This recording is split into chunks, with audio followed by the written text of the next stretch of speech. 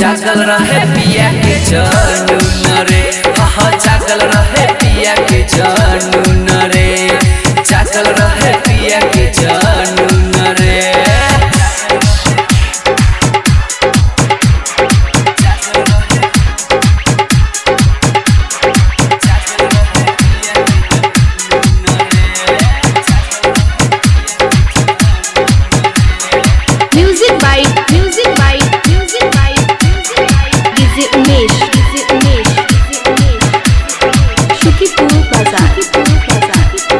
आंचल recording studio चौक बाजार मोहतरी नेपाल।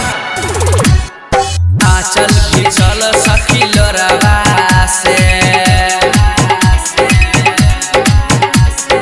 कमर दर्द करे भोरवा से। आंचल भी चल सखी लोरावा से, कमर दर्द करे भोरवा से। मिलल बा हमके बलम ऐसन, राती के हमके देखावे पैसन। सुन सखी सुन लाज के बात, कैले बात हिया जुन रे, हाँ कैले बात हिया जुन रे। जागल रहे पिया के जनून रे, हाँ जागल रहे पिया के जनून रे, जागल रहे पिया के जनून रे।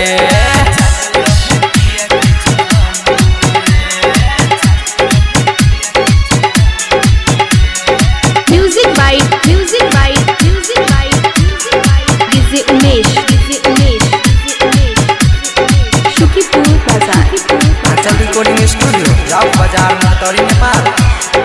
रोशन बलम करे ना पी हो आहिर माई, दर्द से हम सखी कापी हो। अनिल दीवाना करे ना पी हो, दर्द से हम सखी कापी हो।